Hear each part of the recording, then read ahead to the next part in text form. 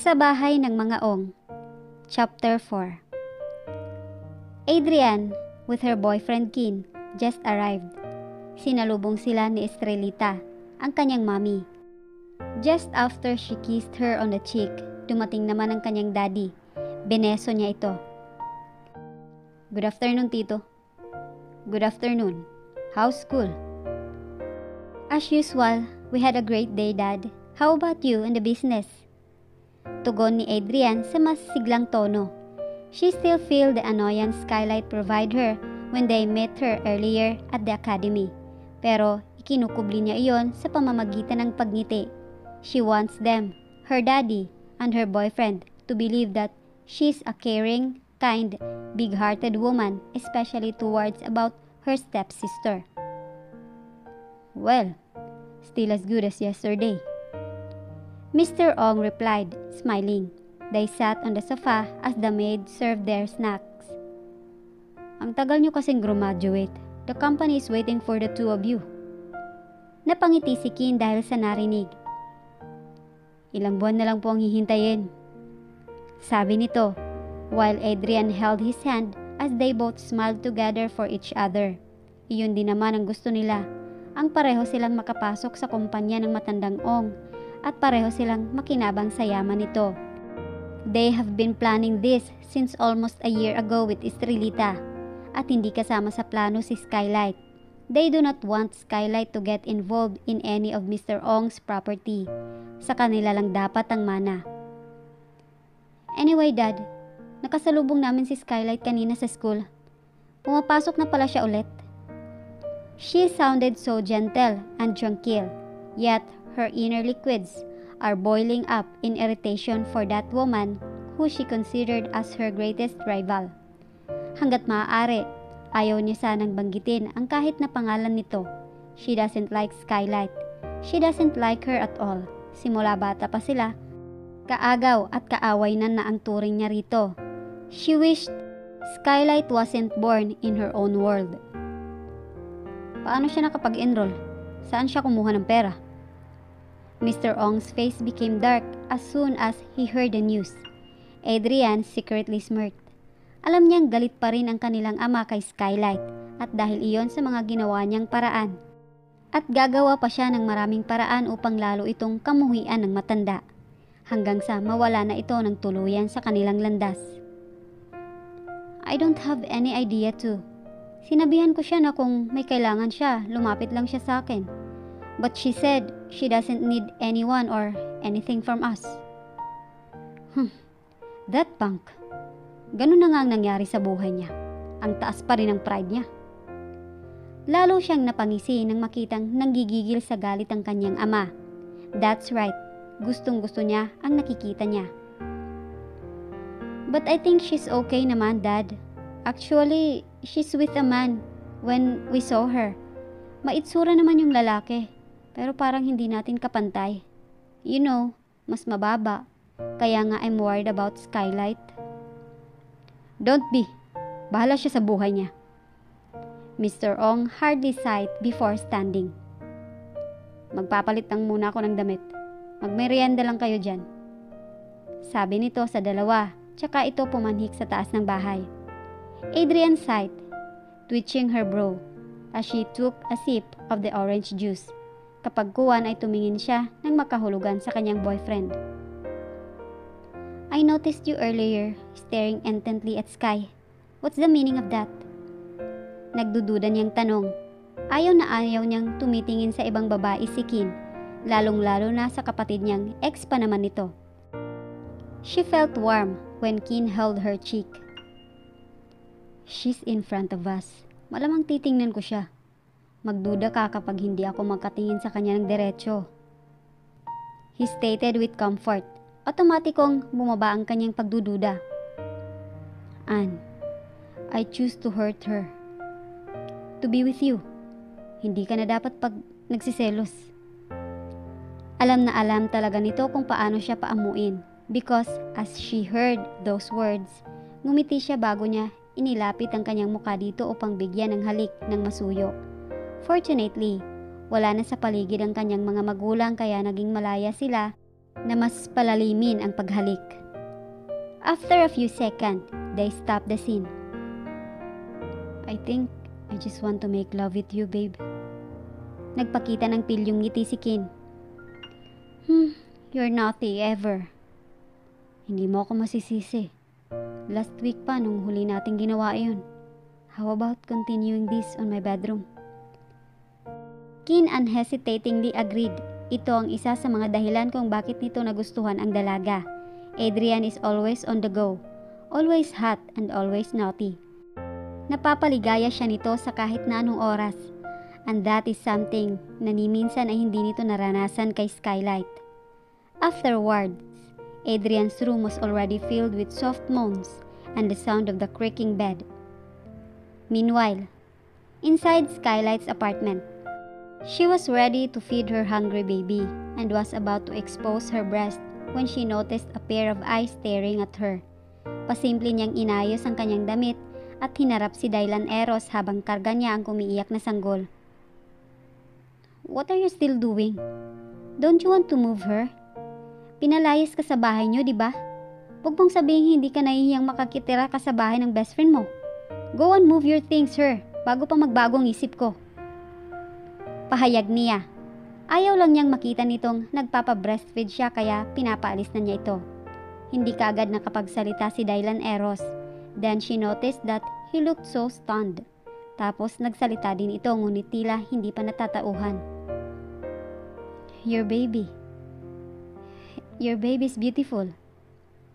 He pretty much absent-mindedly complimented na hindi niya alam kung yung baby ba talaga ang sinasabihan nito na beautiful o siya. He's not beautiful because he's a boy. My baby is handsome. Lalaki. Tumangutango ito. Maswerte siya. He still seemed to be out of his mind. Magandang nagpapadede sa kanya. Sana ako din. Just when Skylight heard it, her brows furrowed. Lumapit siya kay Eros at pinalo niya ito ng malakas sa balikat. Lumabas ka na! Bastos ka!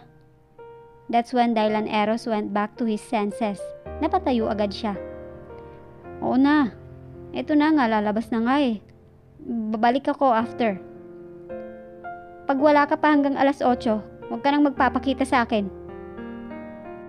Eksaktong alas 7 na ng gabing dumating si Dylan Eros sa apartment ni Skylight, dala ang isang malaking duffet bag at isang backpack. Nadatnan niyang itong ipinaghehele ang baby nito. Inilapag niya ang mga gamit niya sa tabi ng sofa at lumapit sa babae upang makita ng malapitan ang karga nitong bata.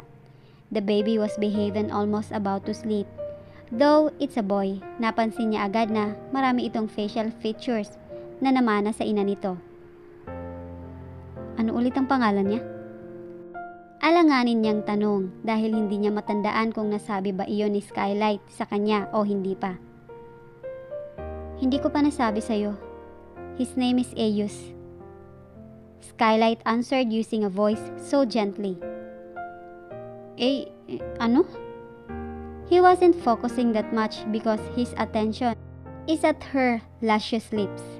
Medyo ready siyang mga labi ni Skylight at sa isip-isip ni Dos, nakakatempt iyon ng sobra. Hindi naman iyon napapansin ni Skylight dahil ang mga mata nito ay nakatutok sa mukha ng anak nito. When she finally looked at him, alertong tinanggal ni Dos ang tingin niya sa nakakatuksong labi nito.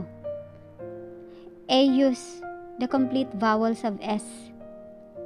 You mean A-E-I-O-U-S? You got it right. She responded. Wala ka na bang ibang naisip na mas komplikado kaysa doon? Baka may second name pa siya. Tanong niya nang maisip niya kung gaano iyon kakomplikado. Madali nga iyon bigkasin, pero kung isusulat na ng taong hindi nakakaalam kung anong spelling ay mahirap. Wala siyang second name, tsaka di naman komplikado ah. Napakadali nga lang i-memorize ng spelling. Oo, pero paano kapag sa ibang tao na kailangan magsulat niyon o kaya mabasa? My son's name is so simple. Kapag nahirapan ng iba, di ko na problema yun. Skylight casually replied like she really wouldn't give a care. If you want to eat, nasa loob ng microwave yung ulam. Kumain na ako kanina. Nga pala, isa lang ang kwarto dito. Hindi pa tayo kasal kaya hindi pa tayo pwedeng Saan ako matutulog? Mabilis pa sa bullet train na tanong ni Daws. Where do you think? Nagtinginan muna silang dalawa bago itinuro ang mga mata ni Skylight ang mahabang sofa. Bukas magpapabili ako ng beddings kay Melvin. Pagtiisan mo muna dito sa sofa ngayong gabi. Seeing how nice Skylight is, Daws realized it's not bad. Kaysa naman makipagtalo pa siya sa parents niya. At kaysa naman maghanap pa siya ng sariling apartment, wala nang ang laman ng kanyang wallet. Dito na lang siya kay Skylight. Though it's not really going to be smooth, at least araw-araw siyang may makikitang maganda rito. Bahala ka na dyan, doon na kami sa kwarto. Gagawa pa kasi ako ng homework. Sige, sabi niya. But to Skylight's surprise, he followed her inside her room. Gusto lang naman niyang makita kung ano ang itsura ng kwarto nito. Wow, your room is as net as you. Komento niya habang ipinahiga ni Skylight ang tulog na baby nito sa crib. Really? You think I'm net? Natahimik si Daws at hindi niya sinasadyang mapatitig dito. He observed her from head to toe, complimenting every details of her body through his mind. Sa isip niya napakaganda ni Skylight, ngunit mas maganda pa siguro ito kapag wala itong damit. For him, nakikita ang totoong kagandahan ng isang tao kapag nakahubad. Every woman was born naked, and every newly born is beautiful. Therefore, every naked human is beautiful. Sa madumi niyang isip, hinuhubaran na niya si Skylight, kaya naman ang sumagot siya ay tila wala siyang sa kanyang sarili.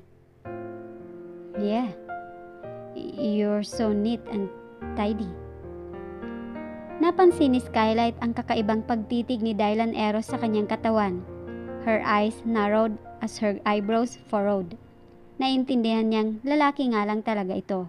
Pero hindi naman yata tamang sa unang gabi pa lang ng pagtira nito sa kanyang bahay ay ipinapahalata na nito ang pagnanasa sa kanya. Pwedeng lumabas ka na. May gagawin pa ako. She distinguished that Daws at last went back to his senses. Sige, pasensya ka na. Nakangisi pa itong nagkamot ng ulo bago lumabas. Hila-hila ang pinto upang maisara. Ilang saglit na nakakunot noong nakatitig si Skylight sa pintuan. After making sure that Dylan Eros won't enter again, binuksan niya ang kanyang laptop at inilabas ang ilang handouts mula sa kanyang handbag. She quietly focused on doing her homeworks. After an hour or two, natapos na niya lahat ng leksyon kaya nagdesisyon siyang matulog na. Humiga siya sa kama at madaling nakatulog. Naalimpungatan siya nang makarinig ng sigaw mula sa labas ng kanyang kwarto. It was a loud scream from a man. Gulat siyang napabangon at nagmadaling lumabas para lang matagpuan sa dulo ng sofa si Dylan Eros. Nakaupo at nakayakap ito sa paa. He looked pale and crazily scared. Binabangungot ka ba? Naglakad si Skylight palapit kay Daws, ngunit pinigilan siya nito. Huwag kang lalapit. Nandito siya sa ilalim. Baka lumabas. Pagbabanta nito, na para bang may masamang nilalang na nagtatago sa ilalim ng sofa. Isang napakasamang nilalang na maski lalaki maiihi sa takot. Nagsalubong na naman ang mga kilay ni Skylight. Ano ba kasi yun? Ba't parang takot na takot ka? Ayan siya! Papunta na sa paa mo! Umalis ka dyan! Sigaw ni Daws. Akala mo'y natakasan na ng katinuan. Skylight looked down the floor para lang makita ang nilalang na itinuturo ni Daws. She smirked. Hindi niya alam kung tatawa siya o maiinis. Itinaas niya ang kanyang paa at sa mabilis na galaw ay natapakan na niya yung ipis. Patay agad ito. She stared at the man who at that moment looked like a surprised kid being saved by his favorite hero. Lintik naman Dylan Eros. You become so pathetic only because of cockroach? Kalalaki mong tao, takot ka sa ipis? She can't really believe it, pero hindi naman mukhang umaarte lang si Dos upang pag-isipan niyang nagpapapansin lamang ito. His scared face is real and genuine to death. Wala itong nasabi, tila ba wala pa rin ito sa tamang pag-iisip. Skylight smirked in annoyance. This is insane. Akala ko matutulungan mo ko sa pag-aalaga ng anak ko. Ikaw pa yata ang kailangan i-babysit eh. Pagkasabi niya noon, napapailing na lamang siyang bumalik sa kwarto. Maagang pumasok si Do sa kanyang bagong trabaho. Hindi na bago sa kanya ang working location at ang shop na papasukan niya araw-araw. At sa kanya ang auto shop na iyon. Ngunit hindi siya magtatrabaho bilang boss, kundi bilang mekaniko o taga-ayos ng sira ng mga sasakyan. Dahil hanggat hindi siya na ikakasal, hindi na muna ibabalik ng kanyang parents ang shop sa pangalan niya. Nauurat siya, subalit hindi siya maaaring magreklamo dahil alam niyang mas matinding kaparusahan ang matatamo niya sa oras na magparating siya ng hinaing. He'll just try to be patient. He'll just work for it. Dobling kayod hanggang sa mahulog sa kanya ang loob ni Skylight. Si Skylight lang naman kasi ang pag-asa niya upang maibalik ang karapatan niya sa kanyang magulang. Nasa ilalim siya ng kotse, nakahiga. Oo. Marunong siyang mag-ayos dahil natuto siya sa kanyang ama na mahilig sa mga sasakyan. Mr. Madrigal taught him how to handle cars and fix a car's issue since he's still in grade school. May katamaran lang talaga siya kaya bihira lang kung siya ang magtrabaho. But now, he has no choice but to work seriously to get cash. May narinig siyang tunog ng sasakyan at nakita rin niya ang mga umiikot na gulong habang siya ay nasa ilalim. May customer. Alam niyang busy rin yung ibang mekaniko kaya lumabas siya mula sa ilalim ng kotse upang i-entertain ang kadarating lang na customer. Pagtayo niya, nakita niya ang isang mamahaling van katabi ng inaayos niyang kotse. Isang bagong customer ang dumating. O di naman kaya'y dati na pero nagpalit lang ng sasakyan. Bumukas ang pintuan ng itim na van. He's about to approach the passenger or the owner or whoever he is or she is. But he immediately stopped. Bahagyang nagsalubong ang kanyang kilay nang mapagsino niya ang babaeng unang bumaba mula roon. It's Adrian, Skylight's stepsister. Sumunod na bumaba ang isang pang babae na mukhang mas doble ang tanda kay Adrian at isang matandang lalaki na nakilala rin niya kaagad. Ito pala ang padre di pamilya, si Mr. Ong, isang mayamang negosyante na masugid ding taga-suporta ng kanyang parents. Ito pala ang tatay ni Skylight. Dad, can I call another driver na lang para sumundo sa atin? I can't just wait her. May klase pa. Napatigil ang babae sa pagrereklamo nang makaikot ito at makita ang mukha ni Dylan Eros sa harapan nito. Dos clearly noticed her, scrutinized him from head to toe and vice versa. Mapanghusga ang mga tingin nito sa kanya. Maybe because she saw him in a gray polo shirt that's full of grease and black oil. Nadumihan din ng langis ang kanyang mga kamay at hindi siya aware na pati mukha niya may bahid din ng langis or maybe nakilala siya nito. Pumilig ang ulo nito, naghalukip-kip ng mga kamay at nagtaas ng isang kilay. If I'm not mistaken, ikaw yung kasama ni Skylight kahapon sa school. You work here? In this place? Maarte nitong tanong. She's asking him like she's judging him by his work and his workplace. Nanatili siyang tahimik. Ann, bakit mo siya kinakausap? Do you know him? Ask Mr. Ong para bang kasalanan dito na makipag-usap ang anak sa taong hindi kilala ng mga ito. No, but Skylight knows him. He's my sister's boyfriend. What?